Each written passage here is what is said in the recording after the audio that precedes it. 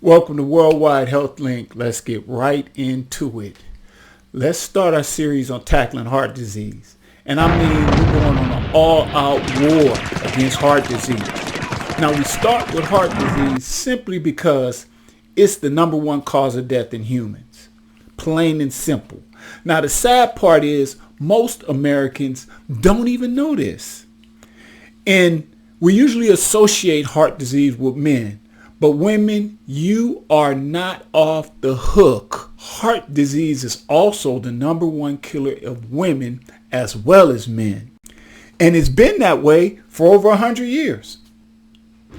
If we want to be effective, proactive, and focused in improving our heart health, we must first measure our condition.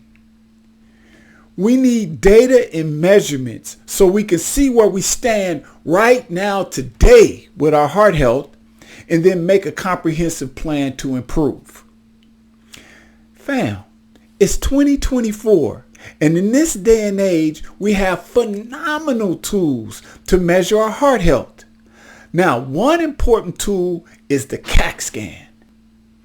It's an X-ray scan and imaging of your insides that tell you the degree of buildup of plaque in your arteries, which can lead to blockages and ruptures in your artery walls, which then leads to heart attacks, strokes, aneurysms, and eventually an early death. Now, the machine they take your CAC scan in is kind of shaped like a donut, and they run you through the machine. From the results of your scan, your arteries can be examined and you will receive a score that will tell you what your risk is and how likely you are of having a major adverse coronary event in the next 5 to 15 years. The ideal score is 0. The score has an inverse relationship to your risk. The higher the score, the more your risk of heart disease. Now, here's the conundrum for us older people.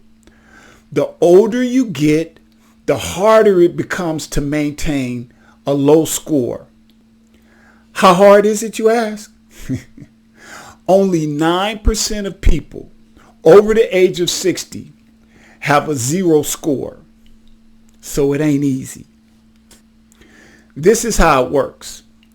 After getting put through this scanning machine, you'll receive a number that represents the amount of thickness of calcium deposits in your coronary arteries. A lower score indicates a lower risk. Visually, it looks kind of like this. A score of 0 stands for a negative test. They have not identified any coronary calcium in your arteries. A score of 1 to 10 represents minimal atherosclerosis. So they found a very low level of plaque buildup in your arteries. The numbers 11 through 100 represents the mild stage. So in mild coronary artery atherosclerosis, it's a little more buildup than in the minimal stage. 101 to 400, this is when we get into the moderate stage. It's a very dangerous stage. And this raises your risk of a major adverse coronary event. Once you get in the range of over 400, this is called critical or severe or high coronary calcium score.